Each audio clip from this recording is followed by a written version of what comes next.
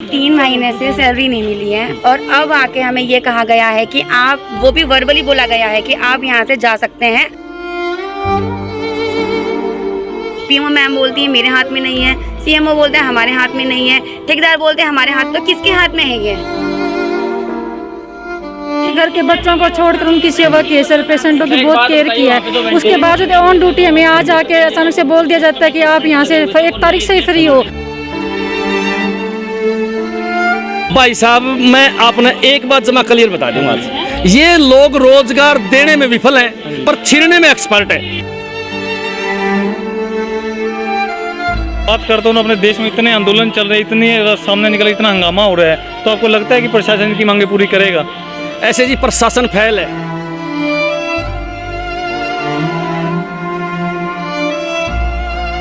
तो मानते हैं आप अच्छे दिन आ चुके हैं? नहीं सर, बिल्कुल नहीं है। इससे अच्छे सर और इससे अगर ये अच्छे दिन है तो हमें नहीं चाहिए। जय हिंद, जय भारत। मैं चिराग शर्मा, आप जुड़ चुके हैं RSN एक्सप्रेस के साथ। आज हमारी टीम हिसार के सिविल हॉस्पिटल में मौजूद है, जहां पर एक बड़ा मामला सामने निकल कर आया है। संजीवनी हॉस्पिटल जो 28 करोड़ की लागत से प्रशासन की ओर से कोरोना काल में बनाया गया था, उसमें जितनी भी नर्सें, जितनी लड़कियां, स्टाफ मेंबर्स काम कर रही थी, उन्हें नौकरी से हटा दिया और साथ ही साथ 3-3 महीने की अभी तक तनख्वाह भी इन्हें नहीं मिली। इनका जो वेतन था, इनका जो हक था, अभी इनसे भी जानते पूरा मामला क्या था, किस प्रकार की अभी तक प्रशासन की ओर से कोई सुनवाई हुई है या नहीं। और आम आदमी पार्टी के नेता मनोज राठी यहाँ पर मौजूद है, इनके साथ अपना सहयोग देने आए हैं। इनसे भी हम वार्तालाप करेंगे और पूरे मामले पर रोशनी डालेंगे और पूछेंगे कि क्या पूरा मामला था और किस प्रकार आप सहायता करें इनकी।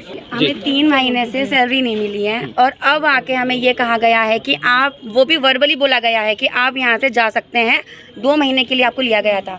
ये हमारी ज्वाइनिंग लेटर है। यहाँ पे कहाँ लिखा है कि हम 2 महीने के लिए यहाँ पे हमारी ज्वाइनिंग थी हमारी? ये रहा जी। कहीं लिखा है यहाँ पे 2 महीने? नहीं। तो ये कैसे, यहाँ के ठेकेदार है राजेंद्र बूरा, उनके सुपरवाइजर अरविंद और नसीब आकर आज बोलता है 5 अगस्त को कि आप यहाँ पे as a staff nurse job क्यों कर रहे हो? 1 अगस्त से चले जाओ यहाँ से। ऊपर से 3 महीने हो गए, सैलरी नहीं आई है अभी तक। ठीक है, हमने सैलरी का इशू उठाया था। इन्होंने, पीएमओ मैम बोलती है मेरे हाथ में नहीं है, सीएमओ बोलते हैं हमारे हाथ में नहीं है, ठेकेदार बोलते हैं हमारे हाथ, तो किसके हाथ में है ये? मैं पहले तो जो आप ये दिखा रहे हैं इस लेटर का क्या है, क्या लिखा है इसके अंदर? डीजी ऑफिस से आया हुआ है। इसमें नंबर 8 पे लिखा हुआ है आउटसोर्सिंग स्टाफ, ECO, रेडियोग्राफर को कंटिन्यू किया जाएगा। हाँ जी। और आज मौखिक रूप से हमें बोल दिया गया है कि आपको कल से ड्यूटी नहीं आना है, आपको 1 अगस्त तक की ही आपको 2 महीने की सैलरी दी जाएगी। और हमने कंटिन्यू 3 मंथ सर यहाँ पे ड्यूटियाँ करी है, फिर भी ये हमें ये बोल रहे हैं कि 2 महीने की सैलरी दे के आप कल से इधर नहीं आओगे। जो 1 महीने की सैलरी वो कौन देगा? नहीं मिली, वो भी मना कर रहे हैं सर हमें देने के लिए। मिली नहीं, एक भी सैलरी हमें नहीं दी गई। नहीं, जैसा आश्वासन दे रही है, सुनने में है कि 2 महीने की देंगे, 1 महीने की तो खा ही जाएंगे हम। सिर्फ बोल रहे हैं कि सर 2 महीने की आपको सैलरी दी जाएगी। हमें आउटसोर्सिंग ठेकेदारी के अंदर हमें यहाँ पे ड्यूटी ज्वाइन की गई थी और ठेकेदार के ही कोई बंदा आया था, मनोज, और एक और था कोई, तो उन्होंने बोला कि आपकी 2 महीने की सैलरी दी जाएगी और आप 1 अगस्त से यहाँ पे ड्यूटियाँ क्यों कर रहे हो? किसने बोला आपको? अभी और फिलहाल की मैं बात करता हूँ, आपकी मुख्य मांग क्या है? प्रशासन से क्या मांग करते हैं? हमारी प्रशासन से यही मांग है, क्योंकि है ना अभी सिविल हॉस्पिटल हिसार के अंडर, NHM के अंडर 37 पोस्ट निकाली गई हैं। सर हमारी भी यही मांग है, अगर देवीलाल संजीवनी हॉस्पिटल कंटिन्यू रहता है तो हम वहाँ ड्यूटियाँ कर लेंगे। अगर वहाँ पे वो बंद हो जाता है तो हमें सर कंटिन्यू ड्यूटियाँ दी जाए, या तो सिविल हिसार के अंदर या CHC PHC कहीं भी हमें एडजस्ट कर दिया जाए। तो एक बात बताइए, पर प्रशासन आपकी मांगे नहीं पूरी करता तो आपकी तरफ से क्या किया जाएगा? क्या आगे की रणनीति रहेगी? अगर हमारी मांगे पूरी नहीं करेगा तो सर हम आगे फिर कोई और कार्रवाई करेंगे। अनिल ब्रिज सर के पास जाएंगे, हमारे यहाँ पे MDC सर के पास जाएंगे। आगे सर हम बैठने वाले नहीं हैं। घर के बच्चों को छोड़कर उनकी सेवा की है सर, पेशेंटों की बहुत केयर की है। उसके बावजूद ऑन ड्यूटी हमें आज आके अचानक से बोल दिया जाता है कि आप यहाँ से 1 तारीख से ही फ्री हो, आप यहाँ से क्यों नहीं जा रहे हो? सर निकालने का कोई मोटिव नहीं बनता, नहीं ये है तो हमें कहीं ना कहीं एडजस्ट करो अगर पेशेंट नहीं आ रहे तो। बताइए, आपको जो हटाया गया है, ये किसने आदेश दिया था कि आपको हटाया जा रहा है? किसने कहा था आपको? आज अचानक से सर, ये ठेकेदार के सुपरवाइजर है सर, नसीब नाम से सर, उन्होंने, और एक अरविंद नाम से सर, उन्होंने अचानक से आके आज बोला। लिखित में आश्वासन दिया, कोई कागज वगैरह? आप जाओ यहाँ से, अब आपका कोई काम नहीं है। और आज तक जो ड्यूटी करी है हमने 5 दिन अगस्त में, उसकी कोई पेमेंट भी नहीं मिलेगी हमें, और अभी तक कुछ दिया भी नहीं है। 3 महीने हो गए। 1 तारीख से रिलीविंग हुआ, आप यहाँ से आप यहाँ पे क्यों आ रहे हो? आप आज तो डेट 5 हो गई, 1 तारीख से रिलीविंग हुआ, आप ऐसे बोला सर आके अचानक से। और कहीं लिखा भी नहीं है, अभी हमें 2 महीने के लिए है, फिर क्यों निकाल रहे हैं ये? जैसा कि आप लोग देख सकते हैं इस कोरोना काल के अंदर जिन्होंने इतनी सेवा की, अगर मैं बात करूं तो कई हजारों सैकड़ों लोगों की जान बचाई, उनकी सांसें बचाई, पर इन्हें बदले में क्या मिला? सिर्फ इन्हें धक्के देकर नौकरी से निकाल दिया गया। और बड़े कड़े शब्दों के अंदर मैं कहना चाहूँगा इस चीज़ की निंदा की जाए। और आप भी कमेंट बॉक्स में लिख के जरूर बताएं कि आपका क्या मानना है। अगर मैं बात करता हूँ अपने देश में इतने आंदोलन चल रहे हैं, इतनी सामने निकल, इतना हंगामा हो रहा है, तो आपको लगता है कि प्रशासन की मांगे पूरी करेगा? ऐसे जी प्रशासन फेल है, सरकार फेल है, नेता फेल है, इनका कोई सौदा ही नहीं। इनका सौदा के में नहीं, वह बात सच्ची है भाई साहब। मैं आपने एक बात जमा क्लियर बता दूंगा, ये लोग रोजगार देने में विफल हैं पर छीनने में एक्सपर्ट है। कहीं पीटीआई निकाल देते हैं, कहीं बेचारी हमारी बहनों को निकाल दिया, कहीं सरकारी कंपनियां ही बेच दी, कोई बची नहीं। सरकारी नौकरी खत्म करने की पूरी इच्छा है, बर्बाद करना चाहते हैं देश को, बर्बाद करना चाहते हैं प्रदेश को। पता नहीं किस मुहूर्त में ये कुर्सी पर जा बैठे।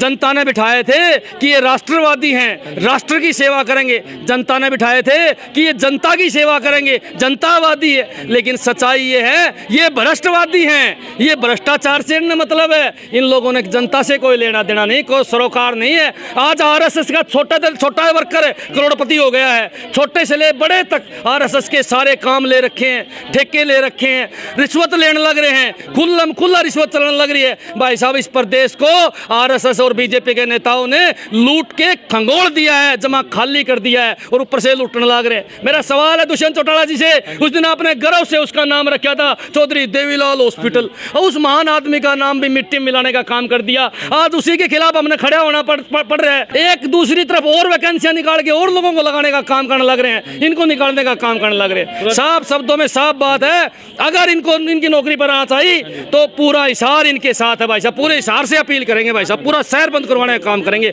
और मेरी विपक्ष के नेताओं से भी एक अपील है, भाई साहब घर मत सो, जागो और इस लुटेरी सरकार से लड़ो और मैदान में आओ। आज विपक्ष की भूमिका निभाने के लिए आप मैदान में आओ और इन बहनों की मदद करो भाई साहब, इनकी मदद करो। जैसा कि आप लोग देख सकते हैं यहाँ पर स्वास्थ्य विभाग मुर्दाबाद के नारे भी लगाए जा रहे हैं। कुछ और लोग भी हमारे साथ मौजूद है, कुछ मैडमें जिन्हें नौकरी से निकाल दिया गया, इनसे भी जानते हैं। मैम नमस्कार।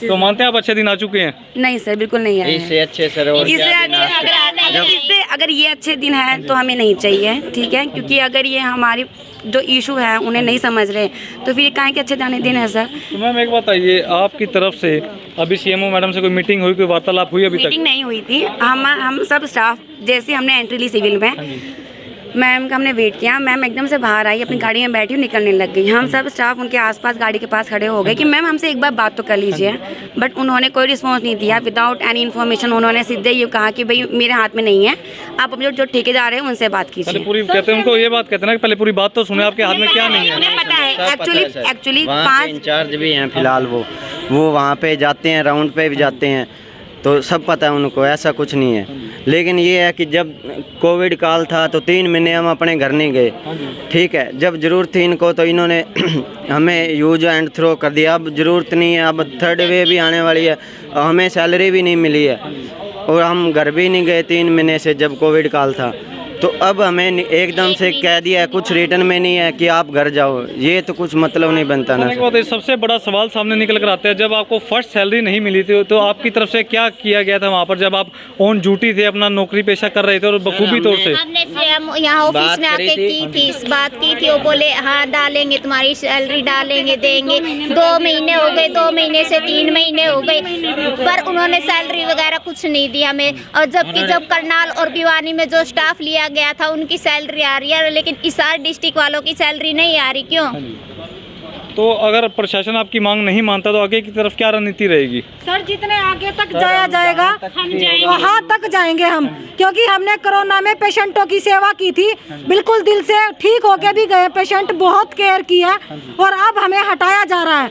क्यों हटाया जा रहा है? तब थर्ड वेव आ रही है तो नया स्टाफ लिया जा रहा है, हम लोगों को हटा के ऐसा क्यों हो रहा है? ये सरासरी गलत है। अगर वहाँ पेशेंट नहीं है, थर्ड वेव आ रही है, हॉस्पिटल बंद नहीं हो रहा तो हमें कंटिन्यू करो, नहीं तो हमें वहाँ से एडजस्ट करो।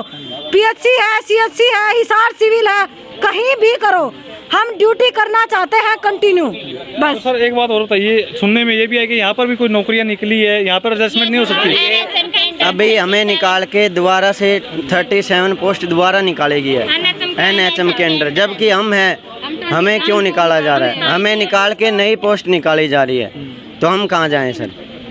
तो जैसा कि आप लोग देख सकते हैं, इस कोरोना काल के चलते हुए इन्होंने अपनी ईमानदारी ड्यूटी निभाई और घर तक नहीं गए। और मैं छुट्टी की बात करता हूँ सर, एक बार बताएं, छुट्टी वगैरह मिला करती थी आपको या नहीं?